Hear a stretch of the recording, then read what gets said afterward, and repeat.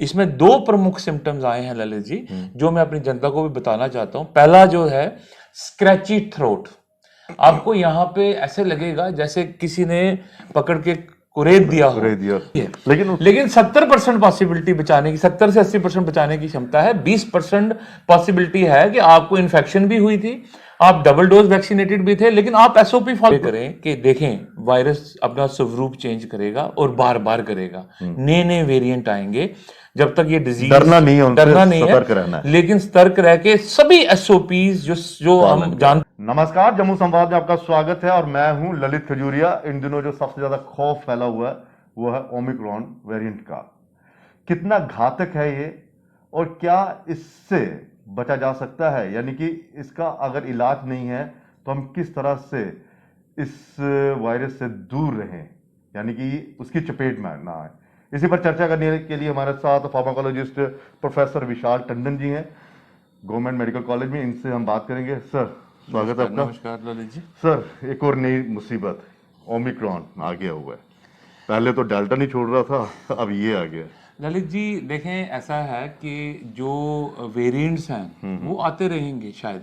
उसका कारण ये है कि जो वायरस है इसको हम बोलते हैं कि एक वेरी गुड बायोमेडिकल इंजीनियर, ये अपना स्वरूप चेंज करता रहता है। जब ये मतलब एक पर्सन से दूसरे पर्सन में जाएगा और डिफरेंट इम्यूनिटी चैलेंज के थ्रू गुजरेगा, तो ये लाजमी है कि वो जो है अपना स्वरूप चेंज करता रहता है और बड़ी फास्ट और बड़ी जल्दी जो है रूप चेंज करता है।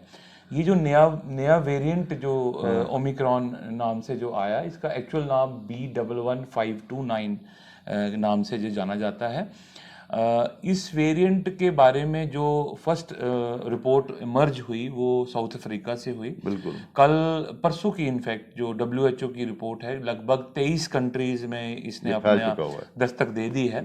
और कल ही की रिपोर्ट है कि हिंदुस्तान में भी कर्नाटका में 2 केसेस जो है वो सस्पेक्टेड केसेस जो हैं वो ओमिक्रॉन के ही कहे जा रहे हैं और उनके कंटेक्ट ट्रेसिंग वगैरह की जा रही है। आपने जो क्वेश्चन पूछा कि भाई कितना घातक हो रही है, मैं पहले स्ट्रेट अपनी पब्लिक को ये मैसेज देना चाहता हूँ कि पहले तो पैनिक होने की ज़रूरत नहीं है। एट द सेम टाइम सतर्क रहने की बहुत ज़रूरत है ललित जी। तो इसके जो वेरिएंट आया है, इसमें सबसे बड़ा जो कंसर्न, कॉज ऑफ कंसर्न है, इसको हमने नाम भी दिया virus of concern, variant of concern.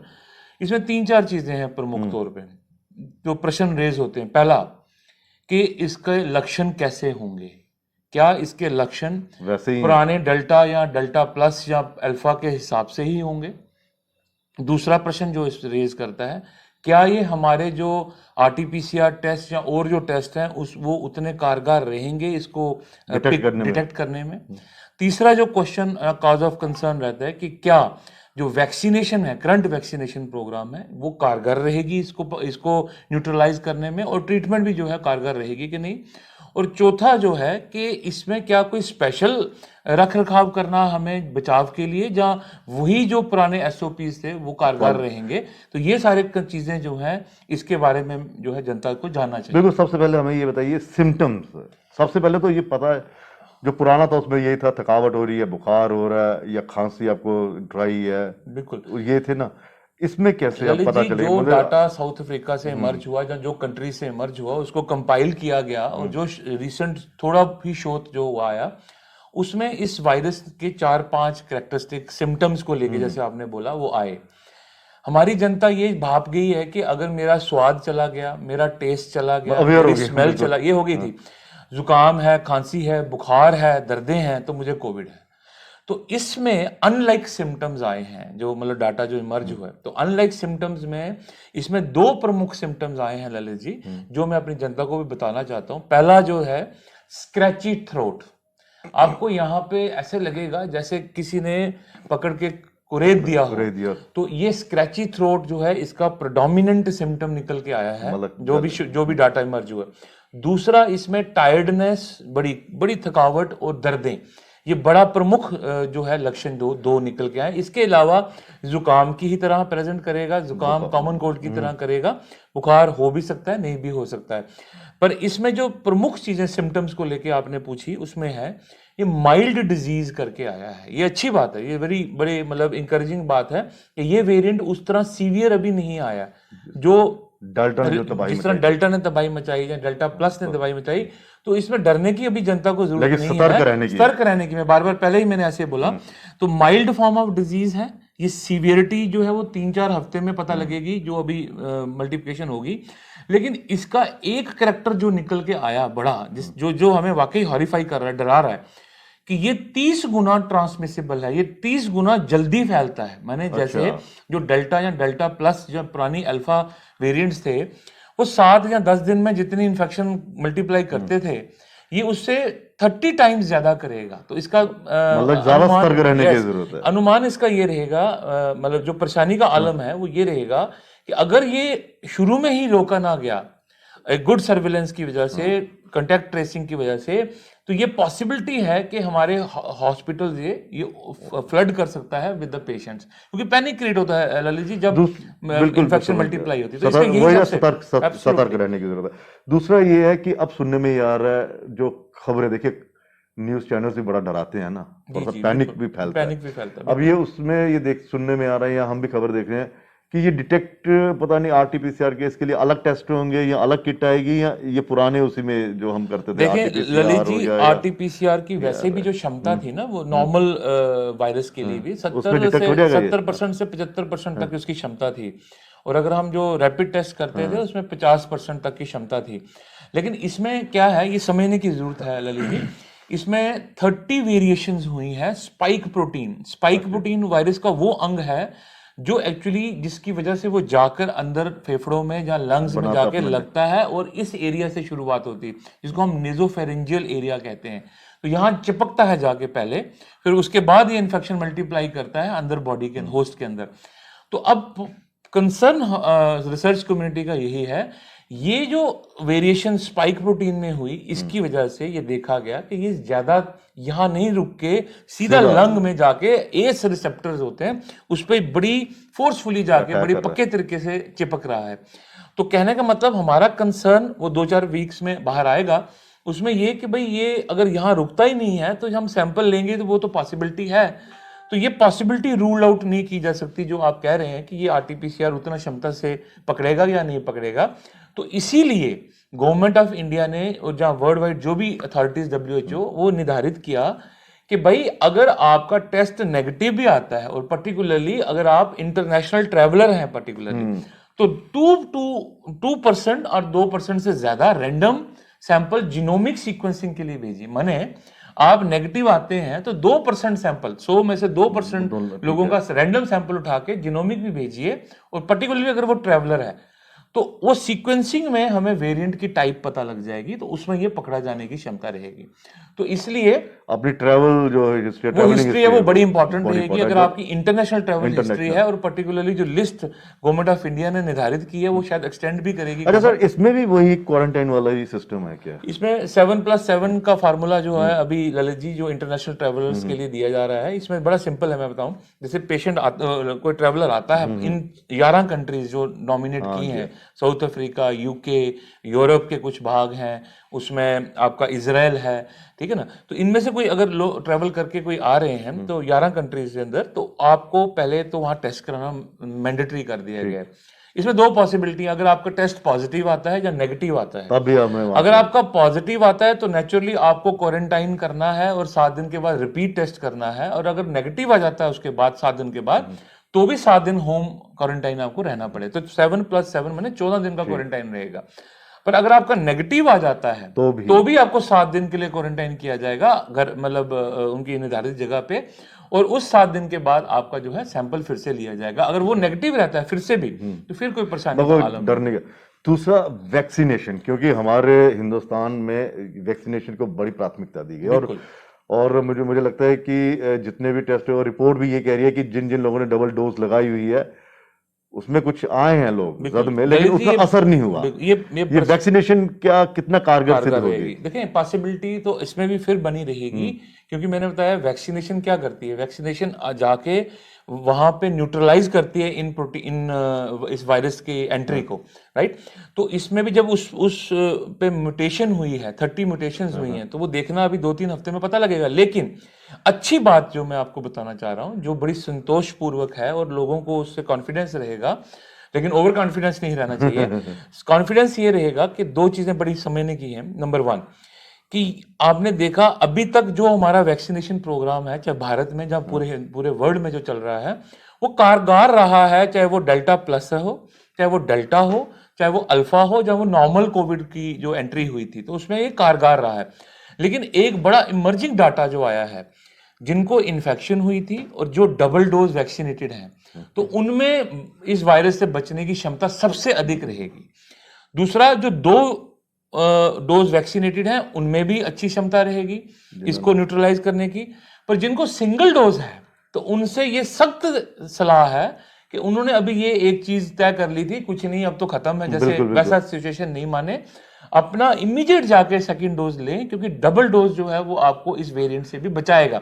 Lalit ji, इसके अलावा मैं ये स्ट्रेस देके बोलना चाहता हूं, ये वैक्सीन कोई साधारण वैक्सीन नहीं है। This vaccine is a vaccine to prevent death. ये मौत को बचाने वाली वैक्सीन है, तो इसको ना लेने की तो कोई बात ही नहीं बनती। तो आपको दूसरा डोज अगर नहीं किसी ने लिया तो लेना है। और अब जो और शोध आ रहा है, उसमें दो शोध बड़े प्रमुख आ रहे हैं, उस पर टाइम बताएगा नेचुरली। एक हेट्रोलोगस, मैंने आपने कोवैक्सीन ली थी, तो अब कोविशील्ड लीजिए, तो इसका भी डाटा इमर्ज है, इसमें सुपीरियर रिजल्ट्स आ रहे हैं, लेकिन अभी गवर्नमेंट ऑफ इंडिया ने ये रोल आउट नहीं किया। तो लेकिन उसमें वेरिएंट से बचने की क्षमता ज्यादा मानी गई। अच्छा। दूसरा, बूस्टर डोज की बात चल रही है। तो अगर मैं आपसे बताता चलूं, countries like America, UK, Europe की कंट्रियों में बूस्टर डोज लगना शुरू हो गया है, लेकिन गवर्नमेंट ऑफ इंडिया के शोध जो है, उनके रिजल्ट्स अभी आना बाकी हैं, और जो कंट्री लेवल पे डिसीजंस होंगे उसके बाद ही। चलिए, ये तो होगी ना पूरी, लेकिन अच्छी बात यह है कि ये कारगर रहेगी, ये मैं बताना चाह रहा हूं। तो दूसरा डोज जाके जरूर लें। लेकिन अब लोग इतने लापरवाही ना हो जाए कि चलिए मैंने डबल डोज ले लिया, भीड़ में चले जाएं, शादियों का मौसम चल रहा है, वहां पे प्रिकॉशंस ना ले। बहुत अच्छी बात आपने ये चीज देखने, ये भी मैं बताता चलूं कि ये धारणा भी ना रखें जो मैंने बोली। देखो, दो कंट्राडिक्टरी बातें हैं। एक तरफ हम कह रहे हैं कि बचाएगी क्षमता, पॉसिबिलिटी है, लेकिन 70% पॉसिबिलिटी बचाने की, 70 से 80% बचाने की क्षमता है। 20% पॉसिबिलिटी है कि आपको इन्फेक्शन भी हुई थी, आप डबल डोज वैक्सीनेटेड भी थे, लेकिन आप एसओपी फॉलो नहीं कर रहे, लापरवाही, तो आप उस लापरवाही में इस वायरस जो नया वेरिएंट है इसकी चपेट में आ सकते हैं। तो आपको सतर्क जो है वो। चलिए, एक आखिरी, आपको लगता है कि गवर्नमेंट जो है और हमारा ये जो मेडिकल कॉलेज पूरी तरह से तैयार है? बिल्कुल, भगवान ना करे, ललित जी, हम ये दुआ करते हैं कि ये वेरिएंट जो है यहाँ पे पहुंचे ही ना। ललित जी कहते हैं कि हम सीखते हैं जब और इवॉल्व होते हैं, और कोविड में हमारे हेल्थ केयर सिस्टम को ना केवल इस इंस्टीट्यूशन में, इस यूटी में, पूरे देश भर में पूरे हेल्थ केयर सिस्टम को इवॉल्व किया है। ये मैं सबसे बड़ी ब्लेसिंग मानता हूं कोविड ने जो हमें दी है। चाहे वो ऑक्सीजन की बात करें, चाहे वो आप बेड कैपेसिटी की बात करें, चाहे वो आईसीयू फैसिलिटी की बात करें, तो सारी क्षमताएं, पीडियाट्रिक हॉस्पिटल्स की कैपेसिटेशन की बात करें, तो ये सारी चीजें जो है अप टू मार्क हैं। और ह्यूमन रिसोर्स की बात करें, वो इस इंस्टीट्यूशन में अप टू मार्क है। मुझे नहीं लगता कि कहीं कोई कॉर्नर टर्न डाउन। और दूसरा सबसे अच्छी बात यह है कि दर्द को समझा जा रहा है, दर्द को समझा जाएगा और समझा जाता है, बिल्कुल।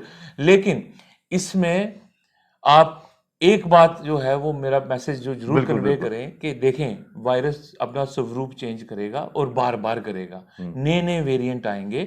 जब तक ये डिजीज, डरना नहीं है, लेकिन सतर्क रह के सभी एसओपीज जो हम जानते हैं ऑलरेडी, वो पूरे कारगर रहेंगे। मुझे लगता है कोई भी वेरिएंट आ जाए, अगर आपने मास्क पहना है तो वो आपको बचाएगा। नंबर 1, वैक्सीनेटेड हैं तो वो बचाएगा। नंबर 3, आप hand wash, hand sanitization, social distancing, crowding ना करें। मैरिजेस वगैरह में मैं एक रिक्वेस्ट करना चाहूंगा हमें जनता को कि देखिए, मैरिजेस तो अनअवॉइडेबल है, वो होंगी, फंक्शंस अनअवॉइडेबल है, लेकिन मैंने एक चीज बड़ी अच्छी देखी, किसी एक राज्य की बात करूं, मैं वहां गया तो उन्होंने सोशल एक मैसेज है मेरा, उन्होंने अपने फंक्शंस डिवाइड किए थे ललित जी। अच्छा। उन्होंने जैसे एक फंक्शन था, उन्होंने निर्धारित कर रखा था कि 50 या 55 लोग से ऊपर नहीं हम बुलाएंगे, और अपने सारे एडजस्टमेंट जो उन्होंने किए थे छोटे छोटे फंक्शंस करके 4-5 फंक्शन मैरिज को उन्होंने कर दिया था। मतलब ये सावधानी है। मुझे बड़ा अच्छा लगा, मैं बड़ा मतलब this was a real eye opener कि देखें, आपने सभी रिलेटिव्स को, जो एक इंपॉर्टेंट आपकी लिस्ट बनी 300-250 की, उनको शादी में न्योता दिया, दावत भी दी, तो हम, और उनको लेकिन डिफरेंट टाइम पे बुलाया। सर, एक आखिरी है, एक बिल्कुल आखिरी सवाल, बच्चों को किस तरह से हम इसमें देखिए सुरक्षित रख सकते हैं? बच्चों में क्योंकि उनको तो उनके लिए तो वैक्सीनेशन नहीं है। और दूसरा हम देख रहे हैं उंगली से पकड़कर बच्चों को बाजार में ले जा रहे हैं, जो 18 साल से कम है वो भी भीड़ भड़के में जा रहे हैं, कोई एसओपी पालन नहीं है। या सख्ती जरूरी है या घर वालों को चाहिए कि उनको समझाएं? बिल्कुल। हाँ, देखिए बच्चों के बारे में एक बात बताता चलूं, बच्चों की जो इनेट इम्यूनिटी जिसको बोलते हैं इंटरनल इम्यूनिटी, वो आपके एडल्ट से और बुजुर्गों से ज्यादा स्ट्रांग है। और दूसरा जो प्लस फैक्टर है, अच्छी बात जो है वो ये कि ये पिछली जो 2 वेव्स आई हैं, they already have generated herd immunity. मैंने ये आप कैसे कह सकते हैं कि मुझे अगर इन्फेक्शन हुई जब मैंने वैक्सीन ली या मैं एक्सपोजर में आया और घर गया और मेरा बच्चा एक्सपोज ना हुआ हो, तो उनको वो herd immunity already majority of एक आईसीएमआर का डाटा आया जिसमें बोला कि 70% जो बच्चे पीडियाट्रिक पॉपुलेशन है 60 to 70% उनमें हर्ड इम्यूनिटी आ गई है, एंटीबॉडीज ऑलरेडी डेवलप्ड है और वो बिना वैक्सीनेशन के हैं ललित जी। तो ये अच्छा एक डाटा है, इसलिए बड़े डरने की जरूरत नहीं है। लेकिन हाँ, ये आपकी बात में से सहमत हूं कि आप सतर्क रहें। आप जैसे भी रोल आउट प्रोग्राम अनाउंस होता है, जब एग्जीक्यूट होता है, क्योंकि वो आपने सुना कि वो अप्रैल के मंथ में शोध पूरा हो गया था और जल्दी उसकी अनाउंसमेंट हो जाएगी, तो वैक्सीनेशन लगवाएं बच्चों को जब वो रोल आउट होता है। लेकिन अननेसेसरली बाहर ना निकलें। स्कूल्स में अभी आपने वही सिस्टम चल रहा है जो गवर्नमेंट ने अभी एग्जीक्यूट किया है, बाजारों में ना ले जाएं, मॉल्स में ना ले जाएं, घर में ही रहें तो ज़्यादा अच्छा है। घर में उनको फैसिलिटी क्रिएट करें ताकि वो लेथार्जिक और ओबेसिटी और बड़े सारे जो साइड इफेक्ट एक्टिविटीज में इन्वॉल्व एक्टिविटीज रहें और अपना माइंड मेंटल और वो अपनी एजुकेशन में फोकस कर सकें। चलिए सर, बहुत बहुत शुक्रिया। हमारा ये मकसद था इस प्रोग्राम का कि लोगों को अवेयर करना, ना कि डराना। और बार बार हमारी ये गुजारिश है कि डरिए मत, सावधान रहिए और सतर्क रहिए, क्योंकि ये भी आम ही है। जब हम उस डेल्टा से, जो डेल्टा था वो इतना खतरनाक था, उससे निकल के उभर कर हम अपनी नॉर्मल लाइफ जीने के लिए तैयार हो गए या जी रहे हैं, तो ये भी कोई ज्यादा घातक नहीं हो सकता जब तक हम सतर्क ना रहें। वैक्सीनेशन बहुत जरूरी है, लापरवाही ना बरते। फिलहाल इजाजत दीजिए, नमस्कार। SP Smart School announces registrations for new admissions for class 11th and 12th. Admission open till availability of seats. Visit www.spsmartschools.com.